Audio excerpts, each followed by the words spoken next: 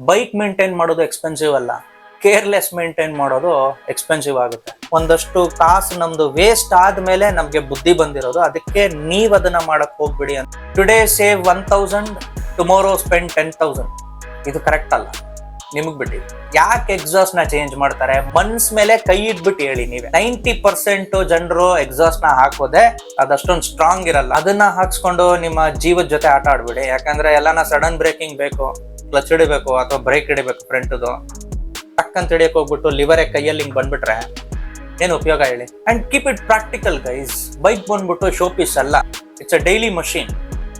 So ಅದನ್ನ ನೀವು ಹೇಗ್ ಮೇಂಟೈನ್ ಮಾಡ್ತೀರಾ, ಅದನ್ನ ನೀವು ಹೇಗ್ ಟ್ರೀಟ್ ಮಾಡ್ತೀರಾ, ಅದೇ ತರ ಅದ್ ನಿಮಗ್ ಟ್ರೀಟ್ ಮಾಡುತ್ತೆ. ನಾನು ಹೇಳೋ ಅರ್ಥ, smooth ride is equal to smooth savings. Smart rider ಆಗ್ಬೇಕು ಅಂತಿದ್ರೆ ಫಾಸ್ಟ್ ರೈಡ್ ಮಾಡೋದು ಮಾತ್ರ ಅಲ್ಲ, ಸ್ಮಾರ್ಟ್ ಮೇಂಟೆನೆನ್ಸ್ ಕೂಡ ಮಾಡೋದು ಇಂಪಾರ್ಟೆಂಟ್. ಕಮೆಂಟ್ ಮಾಡಿ ಕೆಳಗಡೆ, ನಿಮಗೆ ಬಿಗ್ಗೆಸ್ಟ್ ಮೇಂಟೆನೆನ್ಸ್ ಬಿಲ್ ಯಾವಾಗ ಬಂದಿತ್ತು, ಯಾವ್ದಕ್ ಬಂದಿತ್ತು ಅಂತ.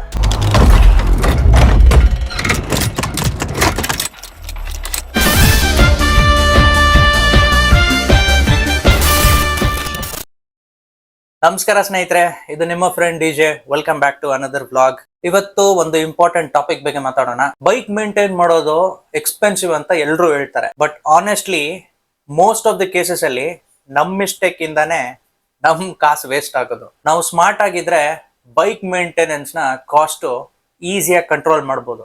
ಇವತ್ತು ಈ ವ್ಲಾಗ್ ಅಲ್ಲಿ ಏನಂದ್ರೆ ಒಂದಷ್ಟು 8 ಪಾಯಿಂಟ್ಗಳನ್ನ ನಾನು ಜಾಟ್ ಡೌನ್ ಮಾಡ್ಕೊಂಡಿದ್ದೀನಿ. ಅದ್ರ ಬಗ್ಗೆ ಒನ್ ಬೈ ಒನ್ ಮಾತಾಡೋಣ.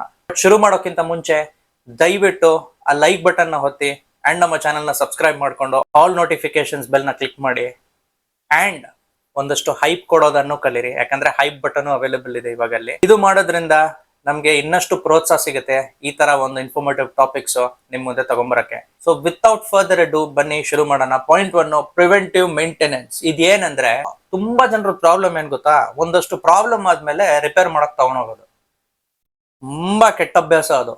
ಚೈನ್ ಕ್ಲೀನ್ ಮಾಡಲ್ಲ, ಲ್ಯೂಬ್ ಮಾಡಲ್ಲ, ಅದು ರಸ್ಟ್ ಹಿಡಿಯುತ್ತೆ, ಡ್ಯಾಮೇಜ್ ಆಗುತ್ತೆ, ಸ್ಪ್ರಾಕೆಟ್ ಡ್ಯಾಮೇಜ್ ಆಗುತ್ತೆ, ಆಮೇಲೆ ಇಡೀ ಚೈನ್ ಸೆಟ್ ನೇ ಡ್ಯಾಮೇಜ್ ಮಾಡ್ಬಿಟ್ಟು ಚೇಂಜ್ ಮಾಡ್ಬೇಕಾಗತ್ತೆ. 300 ರೂಪಾಯಿ ಇಲ್ಲಾಂದ್ರೆ 500 ರೂಪಾಯಿನ ಸೇವ್ ಮಾಡಕ್ ಹೋಗ್ಬಿಟ್ಟು 5,000 ಬಿಲ್ ನ ಹಾಕ್ಸ್ಕೊಂತೀವಿ. ಅದು ನಮ್ಮ speciality. So first point is very simple, it's very clear. ದಯವಿಟ್ಟು ಒಂದು ಸಣ್ಣ ಚೈನ್ ಮೇಂಟೆನೆನ್ಸ್ ಅನ್ನೋದು ಮಾಡಿ ನಿಮ್ಮ ಮೋಟರ್ ಸೈಕಲ್ ಅಲ್ಲಿ. ಆ ಮೋಟರ್ ಸೈಕಲ್ ಚೈನು ರೋಡ್ ಅಲ್ಲೆಲ್ಲ ನಾವು ಉದ್ರೋಗೋವರೆಗೂ ಕಾಯ್ಬಿಡಿ. ಸಿಂಪಲ್ ಹ್ಯಾಬಿಟ್ ಏನಂದ್ರೆ ಪ್ರತಿ ಒಂದು 400 to 500 ಕಿಲೋಮೀಟರ್ಸ್ ನಿಮ್ಮ ಚೈನ್ ನ ನೀಟ್ ಕ್ಲೀನ್ ಮಾಡಿಸ್ಬಿಟ್ಟು ಲ್ಯೂಬ್ ಮಾಡೋದನ್ನ ಕಲೀರಿ. ಆ ವಿಷಯನು ಜಾಸ್ತಿ ಖರ್ಚಾಗ್ಬಾರ್ದು ನಿಮ್ಗೆ.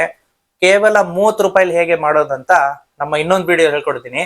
ಆ ವಿಡಿಯೋದ ಲಿಂಕ್ ನಾನು ಮೇಲೆ ಹಾಕಿರ್ತೀನಿ ಅಂಡ್ ಡಿಸ್ಕ್ರಿಪ್ಷನ್ ಬಾಕ್ಸ್ ಅಲ್ಲಿ ಇರುತ್ತೆ. ಸೊ ನೀವು ಅದನ್ನು ಚೆಕ್ಔಟ್ ಮಾಡ್ಬೋದು. ಬಟ್ ಈ ವಿಡಿಯೋನ ಫಸ್ಟ್ ಪೂರ್ತಿಯಾಗಿ ನೋಡಿ, so you don't miss out on saving your money and keeping your bike clean.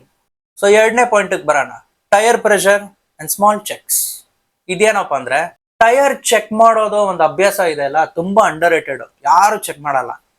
ಗಾಡಿನ ಕ್ಲೀನ್ ಮಾಡ್ತಾರೆ, ಚೈನ್ ಲ್ಯೂಬ್ ಮಾಡ್ಬಿಡ್ತಾರೆ, ಎಲ್ಲ ಸರಿಗಿದೆಯಾ ಅಂತ ನೋಡ್ಬಿಡ್ತಾರೆ, ಪೆಟ್ರೋಲ್ ಬಂಕ್ ಹೋಗೋದು, ಪೆಟ್ರೋಲ್ ಹಾಕೋದು, ಹೋಗ್ತಾ ಇರೋದು. ಆ tyre, the thing which is keeping you in contact with ground, ಅದನ್ನೇ ನಾವು ಚೆಕ್ ಮಾಡಲ್ಲ. ಕೆಲವರಂತೂ ಟೈರೇ ಚೆಕ್ ಮಾಡಲ್ಲ, ಅದು ಬೇರೆ ವಿಷಯ ಬಿಡಿ. ಬಟ್ ನಾನು ಹೇಳ್ತಾ ಇರೋದು ಟೈರ್ ಪ್ರೆಷರ್ ನ ಚೆಕ್ ಮಾಡಿ. ಒಂದಷ್ಟು ಕಂಪನಿ ಸ್ಪೆಸಿಫಿಕೇಶನ್ಸ್ ಕೊಟ್ಟಿರ್ತಾರೆ, ಒಂದಿಷ್ಟು PSI ಲೆವೆಲ್ ಇರ್ಬೇಕಂತ ನಿಮ್ ಗಾಡಿಯಲ್ಲಿ. ಅಟ್ಲೀಸ್ಟ್ ಅದನ್ನ ನಾವು ಮೇಂಟೈನ್ ಮಾಡ್ರೆ. ಅದಕ್ಕೆ ಹೇಳೋದು, ನಮ್ ಕೈಯಿಂದಾನೆ ನಾವು ಡ್ಯಾಮೇಜ್ ಗಳು ಮಾಡ್ಕೊಂಡು ಆಮೇಲೆ ಗಾಡಿ ಸರಿ ಇಲ್ಲ ಕಣ, ಅದು ಹಿಂಗಾಯ್ತು ಹಂಗಾಯ್ತು ಅಂತ ಹೇಳ್ಕೊಂಡು ಓಡಾಡ್ತಾರೆ. ಸಿಂಪಲ್ ಅಲ್ವಾ? ಟೈರ್ ಪ್ರೆಷರ್ ನ ನೀವು ಸರಿ ಚೆಕ್ ಮಾಡಿಲ್ಲ ಅಂದ್ರೆ ಅಥವಾ ಕಡಿಮೆ ಇದ್ರೆ ಓಡಿಸೋ ಟೈಮಲ್ಲಿ ಫಸ್ಟ್ ಅಂತೂ ನಿಮ್ಗೆ ಮೈಲೇಜ್ ಕಡಿಮೆ ಕೊಡುತ್ತೆ. ತುಂಬಾ ಜನರು ಹೇಳ್ತಾರೆ ಇದರಿಂದ ಇದಕ್ಕೂ ಮೈಲೇಜ್ಗೂ ಏನ್ ಸಂಬಂಧ, ಅದ್ರ ಮೇಲೆ ಒಂದು ಡಿಫ್ರೆಂಟ್ ವಿಡಿಯೋ ಮಾಡೋಣ, ಯಾವಾಗ ನಾನು ಹೇಳ್ತೀನಿ. ಬಟ್ ಸದ್ಯಕ್ಕೆ ಟಾಪಿಕ್ ಸ್ಟಿಕ್ ಆಗೋಣ. ಮೈಲೇಜ್ ಕಡಿಮೆ ಬರುತ್ತೆ. 2ನೇದು ಟೈರ್ ಲೈಫ್ ಕಮ್ಮಿ ಆಗುತ್ತೆ. 3ನೇದು ಹ್ಯಾಂಡ್ಲಿಂಗ್ ಪ್ರಾಬ್ಲಮ್. ಸರಿಗ್ ಹ್ಯಾಂಡ್ಲೇ ಆಗಲ್ಲ ಗಾಡಿ. ಯಾಕೆ ಬೇಕು ಇವೆಲ್ಲ ನಿಮ್ಗೆ ಅಲ್ವಾ? ಟೈರ್ ಪ್ರೆಷರ್ನ ಚೆಕ್ ಮಾಡಿ, ಕಂಪನಿ ಸ್ಪೆಸಿಫಿಕೇಶನ್ಸ್ PSI ಲೆವೆಲ್ ಪ್ರಕಾರ ಟೈರ್ ಪ್ರೆಷರ್ನ ಕರೆಕ್ಟಾಗಿ ಇಟ್ಕೊಂಡಿರಿ. ಏರ್ ಹಾಕ್ಸ್ಕೊಳ್ಳಿ. ಕೆಲವರು ನೈಟ್ರೋಜನ್ ಹಾಕೊಂತಾರೆ, ಅದನ್ನ ಹಾಕೊಂತೀರ ಅಂದ್ರೆ ಹಾಕೊಳ್ಳಿ. Left to you, but maintain ಮಾಡಿ ಟೈರ್ ಪ್ರೆಷರ್ನ. Always good. ಪೆಟ್ರೋಲ್ ಹಾಕಕ್ ಹೋಗುವಾಗ ವೀಕ್ಲಿ ಒನ್ಸು ಅಥವಾ ರೈಡ್ಗೆ ಮಾತ್ರ ತೆಗಿತೀರಾ ನಂತರ ಗಾಡಿ ಅಂದ್ರೆ, ಪೆಟ್ರೋಲ್ ಬಂಕ್ಗೆ ಹೋದಾಗ ಪೆಟ್ರೋಲ್ ಹಾಕ್ಸಿದಾಗ ಒಂದು ಚೆಕ್ ಮಾಡೋದು ಕಲೀರಿ. ಅರ್ಲಿ ಮಾರ್ನಿಂಗ್ ಇರುತ್ತಾ, ಹಿಂದಿನ ದಿನ ಚೆಕ್ ಮಾಡಿ. ಪೆಟ್ರೋಲ್ ಬಂಕಲ್ಲಿ ಹೋಗ್ಬಿಟ್ಟು ಟೈರ್ ಪ್ರೆಷರ್ ಚೆಕ್ ಮಾಡಿಬಿಟ್ಟು ಪೆಟ್ರೋಲ್ ಹಾಕ್ಸ್ಕೊಂಡು ಮನೆಗೆ ತಂದು ನಿಲ್ಲಿಸಿ. 3ನೇ ಪಾಯಿಂಟ್ ಬಗ್ಗೆ ಮಾತಾಡೋಣ. Point number 3, basic DIY skills ಏನಪ್ಪಾ ಅಂತಂದ್ರೆ ಡೂ ಇಟ್ ಯುವರ್ ಸೆಲ್ಫ್ ಕೆಲ್ಸಗಳು. ನೀವು ಮೆಕ್ಯಾನಿಕ್ ಆಗ್ಬೇಕು ಅಂತಿಲ್ಲ, ಬಟ್ ಬೇಸಿಕ್ ಥಿಂಗ್ಸ್ ಗೊತ್ತಿರಬೇಕು. ನೀವೊಂದು ಮೋಟರ್ ಸೈಕ್ಲಿಸ್ಟ್ ಅಂದ್ರೆ ಏರ್ ಫಿಲ್ಟರ್ ಚೆಕ್ ಮಾಡಿ ಕ್ಲೀನ್ ಮಾಡೋದು, ಚೈನ್ ಅಡ್ಜಸ್ಟ್ ಮಾಡ್ಬಿಟ್ಟು ಕ್ಲೀನ್ ಮಾಡೋದು. ಮೂರನೇದು ಬಲ್ಬ್ಗಳು. ನಿಮ್ಮ ಗಾಡಿ ಬಲ್ಬ್ಗಳು ನೀವೇ ಚೇಂಜ್ ಮಾಡ್ಕೊಳ್ಳಿ. ಸಣ್ಣ ಸಣ್ಣ ವಿಷಯಕ್ಕೆ ಯಾಕೆ ಒಂದು ಗ್ಯಾರೇಜ್ ನೋಡ್ಕೊಂಡು ಹೋಗ್ತೀರಾ? ಒಂದ್ ಸ್ವಲ್ಪ ಕಷ್ಟ ಇದೆಯಾ, ಕಲೀರಿ. ಓನರ್ಸ್ ಮ್ಯಾನ್ಯುಯಲ್ ಇದೆ, ಯೂಟ್ಯೂಬ್ ವಿಡಿಯೋಸ್ ಇದೆ, ನಮ್ಮಂತವ್ರ ವಿಡಿಯೋಸ್ ಮಾಡ್ತಿದೀವಿ, ನಮ್ಮಂತವ್ರ ವಿಡಿಯೋಸ್ ನ ನೋಡಿ. ಎಂಡ್ ಆಫ್ ದ ಡೇ ನಾನು ನಿಮ್ಗೆ ಹೇಳ್ತಾ ಇರೋದು ನಿಮ್ಮ ದುಡ್ಡು ಉಳ್ಸಕ್ಕೇನೆ. ನೀವು ಅದನ್ನು ಯೂನಿಯನ್ ಹೇಳೋದು ನಾವೇನ್ ಕೇಳೋದು ಅಂತಂದ್ರೆ ನಿಮಗ್ ಬಿಟ್ಟಿದ್ದು. ಸೊ ಏರ್ ಫಿಲ್ಟರ್ ಬಂದ್ಬಿಟ್ಟು ಎಲ್ಲಾ ಗಾಡಿಗಳಲ್ಲಿ ಸೇಮ್ ಇರಲ್ಲ. ಕೆಲವೊಂದು ಗಾಡಿಗಳಿಗೆ ಸೈಡ್ ಅಲ್ಲಿ ಇರುತ್ತೆ, ಅದನ್ನ ಆರಾಮಾಗಿ ತೆಗ್ದ್ಬಿಟ್ಟು ಕ್ಲೀನ್ ಮಾಡ್ಬಿಡ್ಬೋದು. ಅಂದ್ರೆ ಸ್ಪೆಷಲಿ ರಾಯಲ್ ಎನ್ಫೀಲ್ಡ್ ಗಾಡಿಗಳಿಗೆ, ಇನ್ ಬೇರೆ ಗಾಡಿಗಳಿಗೆಲ್ಲ. ಬಟ್ ನಮ್ಮಂತ ಗಾಡಿಗಳಿಗೆಲ್ಲ ಮೋಸ್ಟ್ಲಿ ಸೂಪರ್ ಬೈಕ್ಸ್ಗೆ ಅಥವಾ ಒಂದು ADV ಲೆವೆಲ್ ಗಾಡಿಗಳಿಗೆಲ್ಲ ಮುಂದೆ ಇರುತ್ತೆ. ಪೆಟ್ರೋಲ್ ಟ್ಯಾಂಕ್ ಎಲ್ಲ ಬಿಚ್ಚಬೇಕು, ಅದನ್ನ ತೆಗೆದು ಸೈಡ್ ಇಡಬೇಕು. ಕೆಲವ್ರಿಗೆ ಗೊತ್ತಿರಲ್ಲ. ಸೊ ಅವಾಗ ಹೋಗಿ ಪರವಾಗಿಲ್ಲ. ನಾನಂತೂ ಒಂದೊಂದ್ಸಲ ನನ್ನ ಏರ್ ಫಿಲ್ಟರ್ನ ನಾನೇ ಚೆಕ್ ಮಾಡಿ ಕ್ಲೀನ್ ಮಾಡಿರ್ತೀನಿ. ಬಟ್ ಇಲ್ಲ ಅಂದ್ರೆ ಸರ್ವಿಸಿಂಗ್ ಟೈಮಲ್ಲಿ ಮಾತ್ರ ನಾನು ನಮ್ಮ ಗ್ಯಾರೇಜ್ ಅಲ್ಲಿ ನಮ್ಮ ಮೆಕ್ಯಾನಿಕ್ ಕೈಲಿ ಜನರಲ್ ಚೆಕ್ಅಪ್ ಆಗುವಾಗ, ಎಲ್ಲ ಜನರಲ್ ಸರ್ವಿಸ್ ಆಗುವಾಗ ಐ ಮೀನ್ ಟು ಸೇ ಎಲ್ಲಾನು ಚೆಕ್ ಆಗಿರುತ್ತೆ. ಪಾಯಿಂಟ್. ಓನರ್ಸ್ ಮ್ಯಾನ್ಯುಯಲ್ ಹೋದ್ರೆ ಅದ್ರಲ್ಲೇ ಎಲ್ಲ ಹಾಫ್ ಆಫ್ ದ ಇನ್ಫಾರ್ಮೇಶನ್ ಇರುತ್ತೆ, ಮೋಸ್ಟ್ ಆಫ್ ದ ಇನ್ಫಾರ್ಮೇಶನ್ ಇರುತ್ತೆ. I mean to say half of ದು ಅಲ್ಲ, ಆ ಗಾಡಿ ಪರ್ಟಿಕ್ಯುಲರ್ ಗಾಡಿದು ಓನರ್ಸ್ ಮ್ಯಾನ್ಯುಯಲ್ ಇಸ್ ಲೈಕ್ ಏನಂತಾರೆ, ಒಂಥರ ಗೈಡ್ ಅದು. So point number 4, cheap parts versus quality products. ಇದು ಏನಪ್ಪಾ ಅಂತಂದ್ರೆ, ಚೀಪ್ ಬ್ರೇಕ್ ಪ್ಯಾಡ್ಸ್ ಹಾಕಿದ್ರೆ ಆದಷ್ಟು ಬೇಗ ಸೌದೋಗುತ್ತೆ. ಚೀಪ್ ಚೈನ್ ಸ್ಪ್ರಾಕೆಟ್ಗಳು, ಚೈನ್ಗಳು ತಂದು ಹಾಕಿದ್ರೆ 6-7 ತಿಂಗಳಲ್ಲಿ ಸೌಂಡ್ ಮಾಡಕ್ ಶುರು ಮಾಡುತ್ತೆ, ಇಲ್ಲೊಂದು ಉದುರೋಗೋ ಚಾನ್ಸಸ್ ಇರುತ್ತೆ. ಯಾಕಂದ್ರೆ ಅದ್ರಲ್ಲ ಕ್ಷಮತೆನೇ ಇರಲ್ಲ, ಬಿಲ್ಡ್ ಕ್ವಾಲಿಟಿನೇ ಚೆನ್ನಾಗಿರಲ್ಲ. ಯಾವ್ದಾನ ಇಂಜಿನ್ ಆಯಿಲ್ ಚೀಪ್ ಸಿಗ್ತಾ ಇದೆ ಅಂದ್ರೆ ಆ ಚೀಪ್ ಇಂಜಿನ್ ಆಯಿಲ್ ನ ಹಾಕೊಳ್ಳೋದು. ಯಾವ್ದಾನ ಒಂದು ಚೀಪ್ ಏರ್ ಫಿಲ್ಟರ್ ಇಲ್ಲಾಂದ್ರೆ ಚೀಪ್ ಆಯಿಲ್ ಫಿಲ್ಟರ್ ಸಿಗ್ತಾ ಇದೆ ಅಂದ್ರೆ ಅದನ್ನ ರಿಪ್ಲೇಸ್ ಮಾಡ್ಬಿಟ್ಟು ಹಾಕೊಳ್ಳೋದು. ನಿಮ್ ಬೈಕ್ ಒಂದು ಪ್ರೀಮಿಯಂ ಕೊಟ್ಬಿಟ್ಟು ನೀವು ತಗೊಂಡಿದ್ದೀರಾ, ನೀವು ಕಷ್ಟಪಟ್ಟಿದ್ದ ದುಡ್ಡು ಅಂದ್ರೆ ಅದನ್ನ ಅಷ್ಟೇ ಕಷ್ಟಪಟ್ಟಿದ್ದ ದುಡ್ಡಿಂದ ಅದೊಂದು 100 ರೂಪಾಯಿ ಜಾಸ್ತಿ ಹೋಗ್ತಾ ಇದೆ ಅಂದ್ರೂ ಹಾಕ್ಬಿಟ್ಟು ನೀಟಿಗೆ ಅದನ್ನ ಇಟ್ಕೊಳ್ಳಿ. ಯಾಕಂದ್ರೆ ಆ ಗಾಡಿನೂ ಬಾಳ್ಕೆ ಕೊಡುತ್ತೆ. ಆ ಪಾರ್ಟ್ಸ್ ನೀವೇನ್ ಹಾಕ್ತಿರಲ್ಲ, that will add an advantage to the longevity of your motor cycle. ನಿಮ್ ಗಾಡಿನೇ ಬಾಳ್ಕೆ ಜಾಸ್ತಿ ಕೊಡೋದು, ಖರ್ಚು ಕಡಿಮೆ ಕೊಡುತ್ತೆ ಅವಾಗ. Today save 1000, tomorrow spend 10,000. ಇದು ಕರೆಕ್ಟ್ ಅಲ್ಲ, ನಿಮಗ್ ಬಿಟ್ಟಿದ್ದು. Point number 5, riding style matters. ನೀವು ನಿಮ್ಮ ಗಾಡಿನ ಹೇಗೆ ಓಡಿಸ್ತೀರಾ, ನಿಮ್ಮ ರೈಡಿಂಗ್ ಸ್ಟೈಲ್ ಹೇಗಿದೆ ಬೇಸಿಕ್ಲಿ ಅದು ಮ್ಯಾಟರ್ ಆಗುತ್ತೆ. ಅದು ಕೂಡ ಕಾಸ್ಟ್ ಎಫೆಕ್ಟ್ ಮಾಡುತ್ತೆ. Hard braking, sudden acceleration, always high RPM. ಇದರಿಂದ ಏನಾಗುತ್ತೆ, ಬ್ರೇಕ್ ಪ್ಯಾಡ್ಸ್ ಬೇಗ ಸೌದೋಗುತ್ತೆ, ಚೈನ್ ಟೆನ್ಷನ್ ಇನ್ಕ್ರೀಸ್ ಆಗುತ್ತೆ. ಮೂರನೇದ್ ಅಂಡ್ ಲಾಸ್ಟ್, ನಿಮ್ಮ ಫ್ಯೂಲ್ ಕೂಡ ಜಾಸ್ತಿ ಬರ್ನ್ ಆಗುತ್ತೆ. ನಾನು ಹೇಳೋ ಅರ್ಥ, smooth ride is equal to smooth savings. Point number 6, unnecessary modifications. ಇದು ಒಂದು ಇಂಟ್ರೆಸ್ಟಿಂಗ್ ಟಾಪಿಕ್. ಇದರಲ್ಲಿ ನಾನು ಪರ್ಸನಲ್ ಎಕ್ಸ್ಪೀರಿಯನ್ಸ್ ಹೇಳ್ತೀನಿ. ನಿಮ್ಗೂ ಏನಾದ್ರೂ ಇದ್ರೆ ದಯವಿಟ್ಟು ನಂಗೆ ತಿಳಿಸಿ ಕಮೆಂಟ್ ಸೆಕ್ಷನ್ ಅಲ್ಲಿ. ಅಂಡ್ ಈ ಪಾಯಿಂಟ್ ಒಂದ್ ಸ್ವಲ್ಪ ಕಾಂಟ್ರವರ್ಷಿಯಲ್ ಕೂಡ. ಏನಕ್ಕೆ ಕಾಂಟ್ರವರ್ಷಿಯಲ್ ಅಂತ ಇದೀನಿ ಅಂದ್ರೆ, ಇದನ್ನ ನಾನು ಮಾಡಿದ್ದೀನಿ, ಮಾಡ್ತಾನೂ ಇದ್ದೀನಿ. ಬಟ್ ಬೇಕಾಗತ್ತೋ ಇಲ್ವೋ ಅದು ನಿಮಗ್ ಬಿಟ್ಟಿದ್ದು, ನೀವು ಚೂಸ್ ಮಾಡ್ಬೇಕಾಗಿರೋದು. So don't tell me that I am wrong here and there. Just letting you know, ಇದರಿಂದ ಸೇವಿಂಗ್ಸ್ ಆಗ್ಬೋದು, ಬಟ್ ನಿಮಗೆ ಬೇಕಂದ್ರೆ ಮಾತ್ರ ಖರ್ಚು ಮಾಡಿ ಅಂತ ಹೇಳ್ತಾ ಇರೋದು. ನನಗೆ ಬೇಕಾಗಿದೆ, ನಾನು ಖರ್ಚು ಮಾಡ್ತಾ ಇದ್ದೀನಿ. ನಿಮಗೆ ಬೇಕಾಗಿದ್ರೆ ನೀವು ಖರ್ಚು ಮಾಡಲೇಬೇಕು ಅಷ್ಟೇ.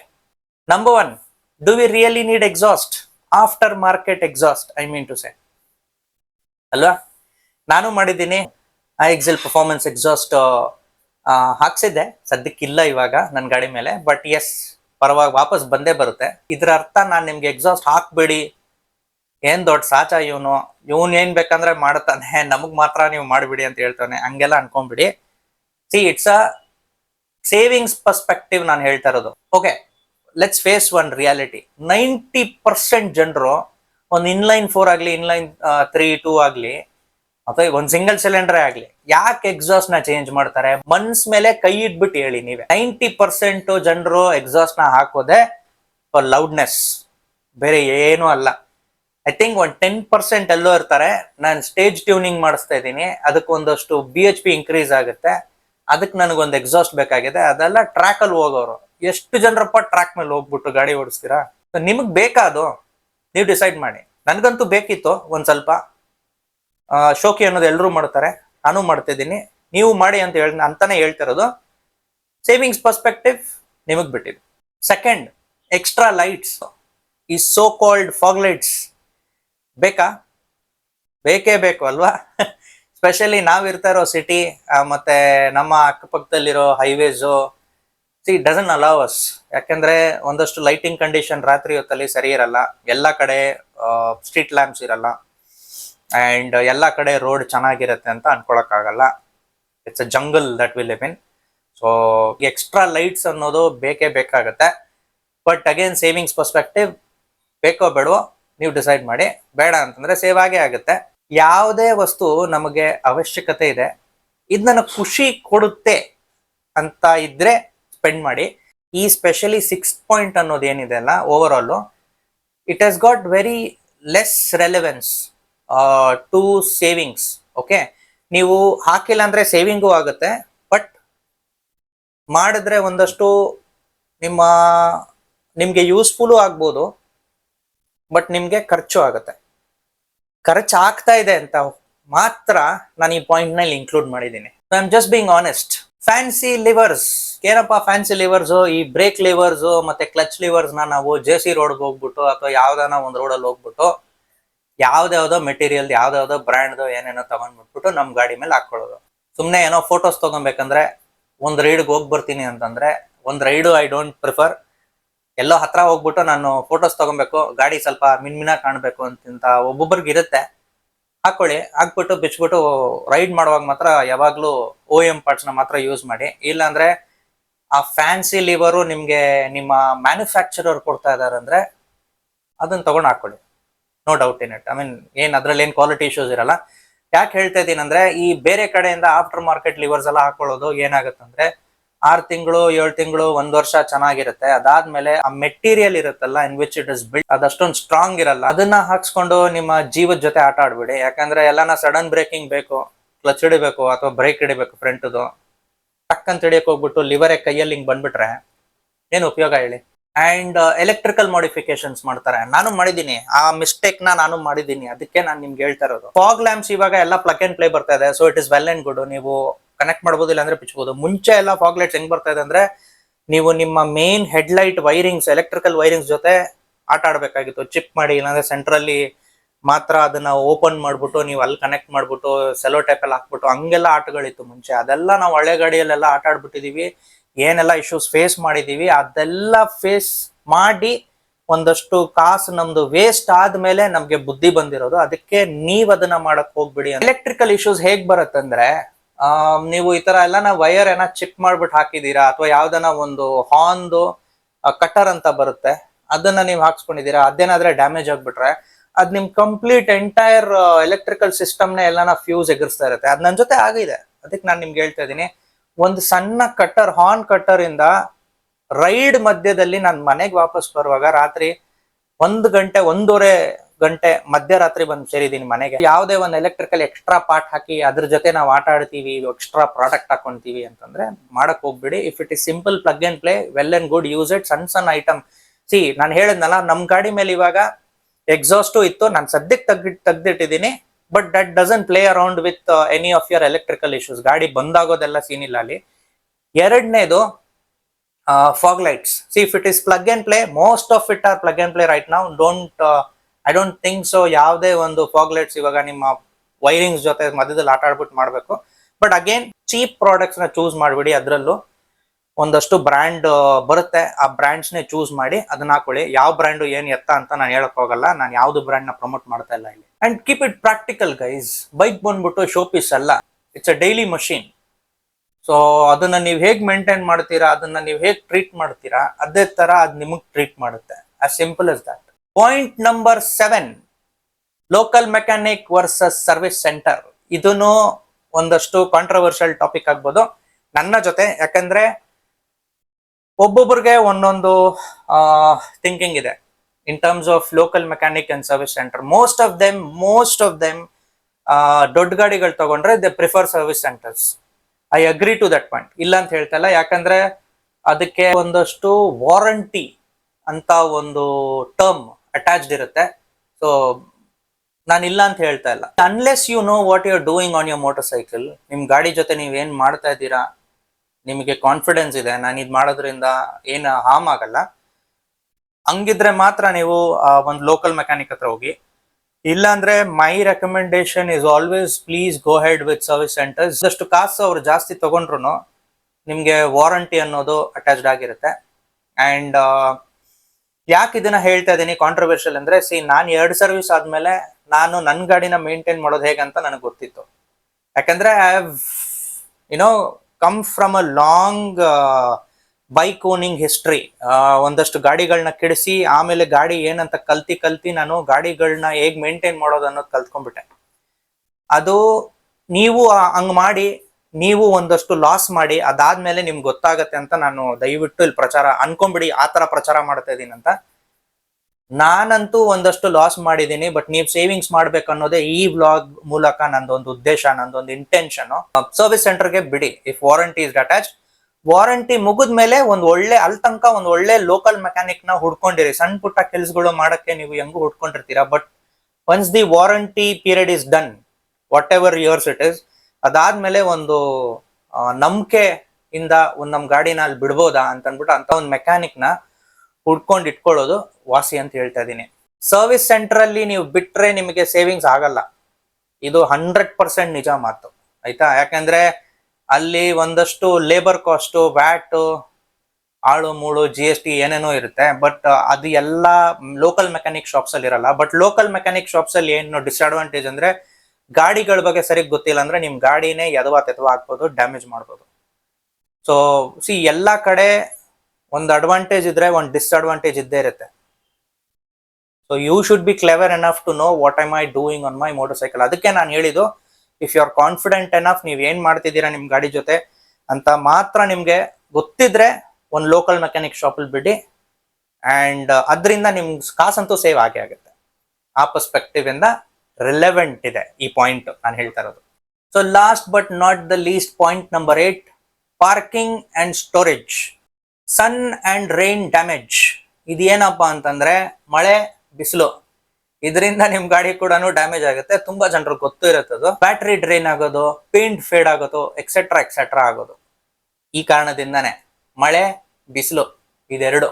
ಸೊ ಹಾಗಾಗಿ ಯಾವತ್ತು ನಿಮ್ಮ ಗಾಡಿನ ನೀವು ಆದಷ್ಟು ಕವರ್ಡ್ ಪಾರ್ಕಿಂಗ್ ಅಲ್ಲಿ ನಿಲ್ಸಕ್ ನೋಡಿ. ನಿಮ್ಮ ಹತ್ರ ಕವರ್ಡ್ ಪಾರ್ಕಿಂಗ್ ಇಲ್ಲ ಅಂದ್ರೆ, ಆಚೆನೆ ನಿಲ್ಸ್ಬೇಕಂತಂದ್ರೆ ದಯವಿಟ್ಟು ಒಂದು ಒಳ್ಳೆ ಕ್ವಾಲಿಟಿ ಕವರ್ ತಗೊಳ್ಳಿ, which is water proof as well as ಜಾಸ್ತಿ ಬಿಸಿಲು ಶೀಟ್ ನ ಒಳಗಡೆ ಟ್ರಾನ್ಸ್ಫರ್ ಮಾಡಲ್ಲ. ಆ ತರ ಅದು ಒಂದು ಒಳ್ಳೆ ಕವರ್ ತಗೊಳ್ಳಿ. ಒಂದ್ 2-3 ಸಾವಿರ ಖರ್ಚಾದ್ರೂ ಪರವಾಗಿಲ್ಲ, ಕವರ್ ಹಾಕಿ. ಕವರ್ಡ್ ಪಾರ್ಕಿಂಗ್ ಅಲ್ಲಿ ಅಂದ್ರೆ ನಿಮ್ಗೆಲ್ಲ ಗೇಟ್ ಒಳಗ್ ಪಾರ್ಕ್ ಆಗ್ತಾ ಇದೆ ನಿಮ್ ಗಾಡಿ ಅಂದ್ರೆ, ದಯವಿಟ್ಟು ಹಾಗಂತ ಅನ್ಬಿಟ್ಟು ಹಂಗೆ ಓಪನ್ ಇಡಿ ಅಂತ ಹೇಳ್ತಲ್ಲ. ಯಾಕಂದ್ರೆ ಡಸ್ಟು ಇರುತ್ತೆ ಅಲ್ಲಿ, ಡಸ್ಟು ತುಂಬಾ ರಿಯಾಕ್ಟ್ ಮಾಡುತ್ತೆ ನಿಮ್ಮ ಗಾಡಿ ಮೇಂಟೆನೆನ್ಸ್ ಮೇಲೆ. ಸೊ ಒಂದಷ್ಟು ಬೆಡ್ಶೀಟ್ ಇಲ್ಲ ಅಂದ್ರೆ ಅಲ್ಲೂ ಒಂದು ನಾರ್ಮಲ್ ಕವರ್ ಹಾಕಿ ಕ್ಲೋಸ್ಡ್ ಇಡೋದಕ್ ನೋಡಿ. This will save your money, trust me on it. And ನೀವು ಒಂದಷ್ಟು ಲಾಂಗ್ ಟೈಮು ನಾನು ಗಾಡಿ ಇವಾಗ ಓಡ್ಸಲ್ಲ ಅಂತ ಇದ್ರೆ ಮಾತ್ರ ಬ್ಯಾಟ್ರಿ ಟರ್ಮಿನಲ್ಸ್ ಇರುತ್ತಲ್ಲ ಅದನ್ನ ಬಿಚ್ಚಿಡಿ. ಇಲ್ಲ ಯಾವ್ದನ್ನ ಒಂದ್ ಟರ್ಮಿನಲ್ ಬಿಚ್ಚಿಡಿ. That will actually save your battery getting drained. And ಹೊಸ ಬ್ಯಾಟ್ರಿ ಅಥವಾ ಬ್ಯಾಟ್ರಿ ರೀಪ್ಲೇಸ್ಮೆಂಟ್ ಮಾಡೋ ಅನ್ನೋದು ಒಂದು ಖರ್ಚು ಬರಲ್ಲ.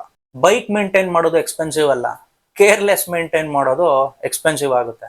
ಸ್ಮಾರ್ಟ್ ರೈಡರ್ ಆಗ್ಬೇಕು ಅಂತಿದ್ರೆ ಫಾಸ್ಟ್ ರೈಡ್ ಮಾಡೋದು ಮಾತ್ರ ಅಲ್ಲ, ಸ್ಮಾರ್ಟ್ ಮೇಂಟೆನೆನ್ಸ್ ಕೂಡ ಮಾಡೋದು ಇಂಪಾರ್ಟೆಂಟ್. ಕಮೆಂಟ್ ಮಾಡಿ ಕೆಳಗಡೆ ನಿಮಗೆ ಬಿಗ್ಗೆಸ್ಟ್ ಮೇಂಟೆನೆನ್ಸ್ ಬಿಲ್ ಯಾವಾಗ ಬಂದಿತ್ತು, ಯಾವ್ದಕ್ ಬಂದಿತ್ತು ಅಂತ.